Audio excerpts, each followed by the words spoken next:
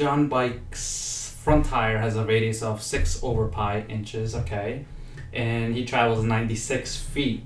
How many rotations does this front wheel make? Okay, let's see.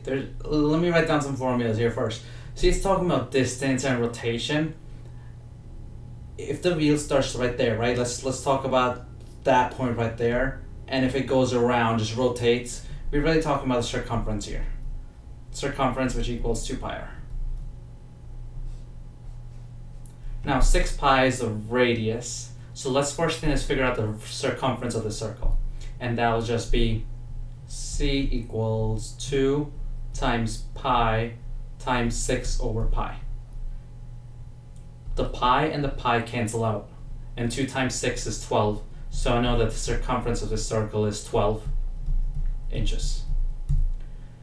Now the problem is saying that he travels 96 feet. How many rotations does this front wheel make? If the circumference is 12 inches, that means the distance from here back around is 12 inches. So if the tire, think about a bike, picture this. If this was to rotate one time fully from here and like we're moving this forward, kind of just rolling the wheel forward, if it rotates exactly 12 inches, it'll be back at that same exact spot, so that'll be one rotation.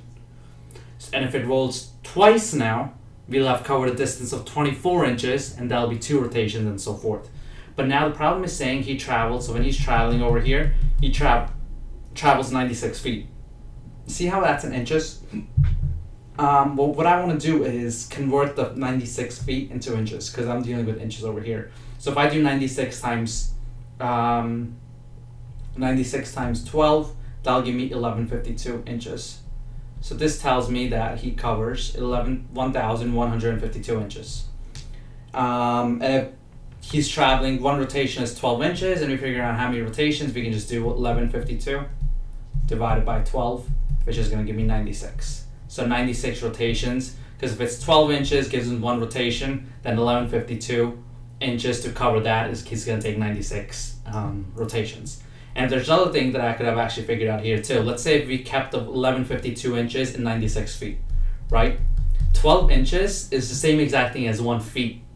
So the circumference of the circle is 1 feet. And then it becomes a little bit easier. If the circumference is 1 feet, that means one rotation is 1 feet. So 96 feet, he'll cover that in 96 rotations. So it's actually kind of easier to look at this problem by converting the 12 inches to feet instead of converting the 96 to 1152.